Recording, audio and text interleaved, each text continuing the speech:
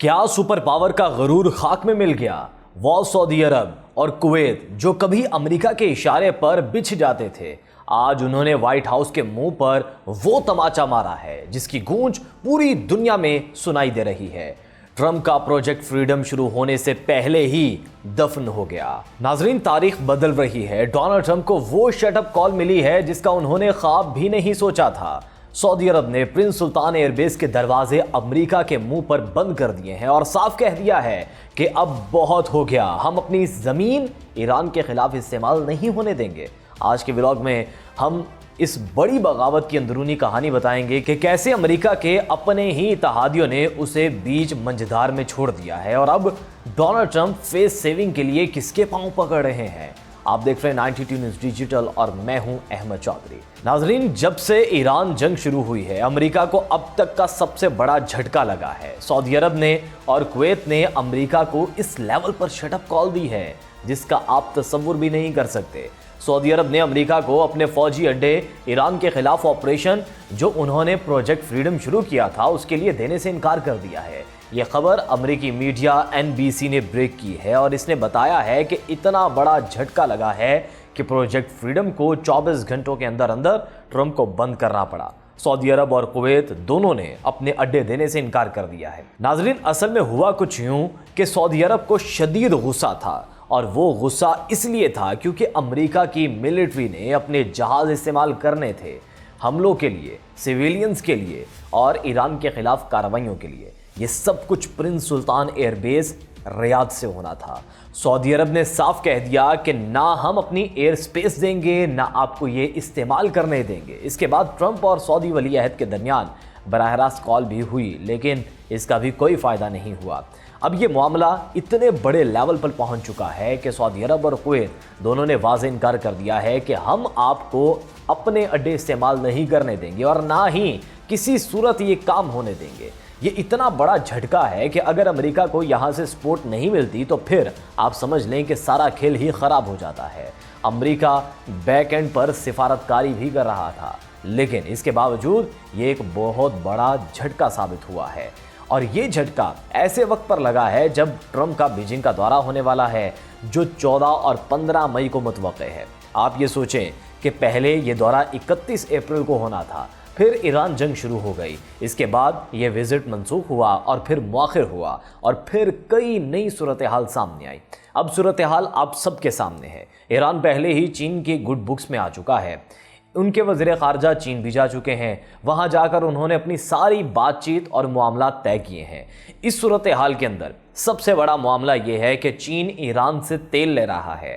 چین ایران کے ساتھ کھڑا ہوا ہے اور کل چین نے واضح کہا ہے کہ آبِ ہرمز کھلی رہنی چاہیے، لیکن ایران کی نگرانی میں۔ یہ سارا معاملہ آبِ ہرمز اور اس سے جڑی تمام صورتحال ایران اور روس کی بیکنگ سے آگے بڑھ رہی ہے۔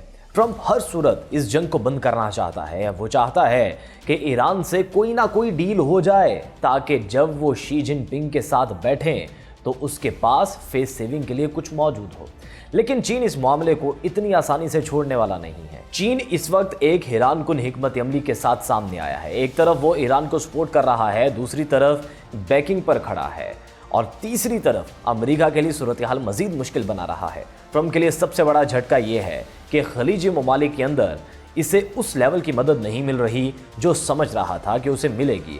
آپ سوچیں، دن دہاڑے امریکہ کو شٹ اپ کال دے دی گئی۔ اصل میں انہیں صاف الفاظ میں کہہ دیا گیا ہے کہ آبِ ہرمز میں کسی صورت ہم آپ کی مدد نہیں کریں گے، کیونکہ آپ جو جنگ ہمارے دروازے تک لے آئے ہیں وہ تباہ کن جنگ ہے۔ سعودی عرب اور کویت کا یہ فیصلہ ایران کی گڈ بکس میں جائے گا۔ سعودی عرب نے ایک بہت بڑا اور عقل مندانہ فیصلہ کیا ہے۔ اب شاید سعودی عرب نے محسوس کر لیا ہے کہ امریکہ ہماری مدد کے نام پر اپنا الو سیدھا کرنا چاہتا ہے، اور اصل میں اسرائیل کے لیے کام کر رہا ہے، جس سے خطے میں مزید بگاڑ پیدا ہوگا۔ آپ یہ سوچیں، کیا امریکہ کو اس لیے اڈے دیے گئے تھے کہ وہ ہماری حفاظت کرے؟ حفاظت تو ایک طرف، الٹا ان ممالک کو نقصان اٹھانا پڑ رہا ہے۔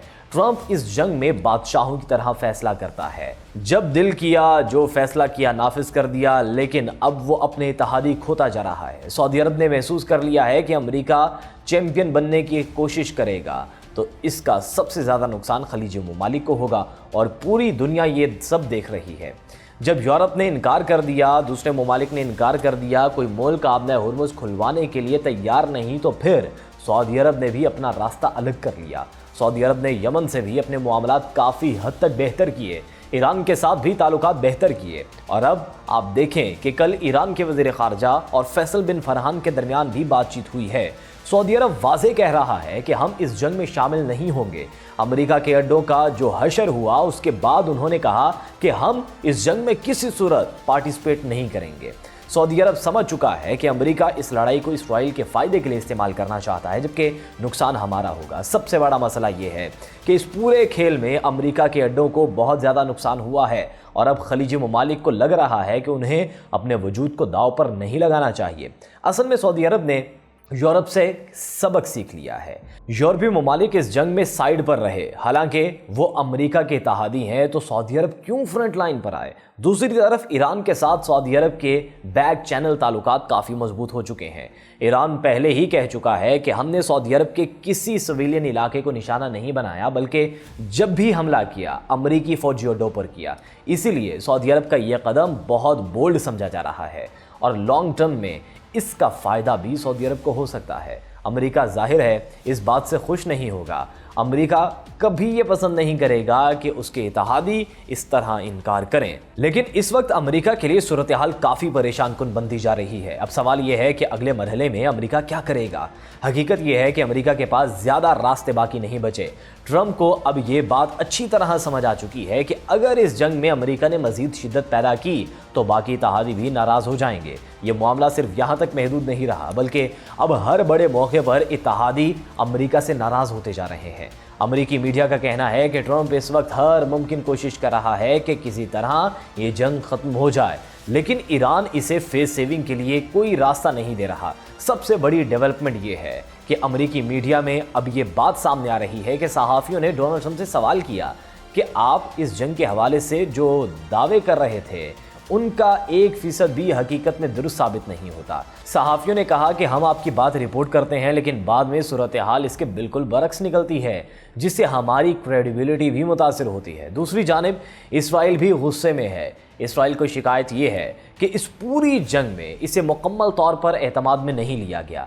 नेतन्याहू बार बार ट्रंप से कह रहा है कि इस जंग में इसराइल को क्या मिला, ना कोई बड़ा कारनामा हुआ, ना सूरत हाल बेहतर हुई। उधर अमेरिका के लिए भी ये एक बड़ी परेशान कुन सूरत हाल है, क्योंकि एक तरफ इसराइल का दबाव है, दूसरी तरफ इत्तेहादी साथ छोड़ रहे हैं। नेतन्याहू ने वाज़े कहा है कि अगर ईरान के साथ ऐसी कोई डील की गई जिसमें इसराइल का नुकसान हो तो इसराइल आज़ाद होगा कि वो ईरान पर अकेले हमला करे। अलबत्ता हकीकत ये है कि अमेरिका की मदद के बगैर इसराइल एक कदम भी नहीं उठा सकता, क्योंकि इसे मालूम है कि जवाब में किस किस्म की सूरत हाल पैदा हो सकती है। अब मुसलसल अपडेट्स आ रही हैं कि मुज़ाकरात जारी हैं, लेकिन असल मसला ये है कि सैटेलाइट तस्वीर के मुताबिक अमेरिका का नुकसान बढ़ता जा रहा है। ये वो नुकसान है जिसे अमेरिका अब तक मुकम्मल तौर पर संभालने में नाकाम रहा है। अमेरिका और इसराइल दोनों इस खेल को पूरी तरह से समझने में नाकाम दिखाई दे रहे हैं, लेकिन दोनों का फैसला यही है कि लड़ाई जारी रखनी है। अब सवाल यह है कि इस लड़ाई से अब तक अमेरिका को क्या फ़ायदा हुआ।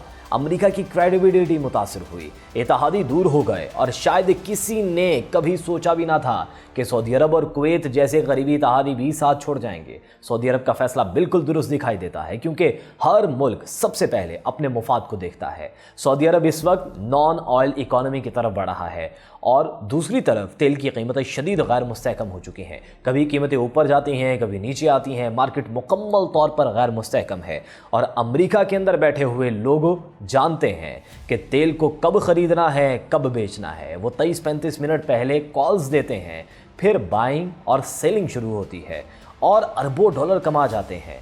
ये एक बहुत अजीब और ख़तरनाक सूरत हाल बनती जा रही है। नाज़रीन, अमेरिका समझता था कि वो खलीजी ममालिक को इसराइल की ढाल बना देगा, लेकिन इसे क्या मालूम था कि अब बिसात उलट चुकी है, और अरब बादशाहों ने भी हालत देखकर अपनी चाल बदल ली है। सऊदी अरब और कुवैत का ये फैसला सिर्फ एक इनकार नहीं, बल्कि वाशिंगटन के लिए एक पैगाम है कि अब अरबों की सरजमीन इसराइल के मुफाद के लिए इस्तेमाल नहीं होगी। ट्रंप बीजिंग जाने की तैयारी तो कर रहे हैं, लेकिन उनके हाथ खाली हैं और पीठ पर इत्तेहादियों के छोड़े हुए जख्म हैं। क्या अमेरिका अब भी खुद को दुनिया का ठेकेदार समझता रहेगा, या ये एक नए वर्ल्ड ऑर्डर का आगाज़ है? کیا سعودی عرب نے ٹرمپ کو انکار کر کے درست فیصلہ کیا ہے؟ آپ کی اس بارے میں کیا رائے ہے؟ کمنٹ سیکشن میں ضرور بتائیے گا۔ مجھے دیجیے اجازت، اللہ حافظ۔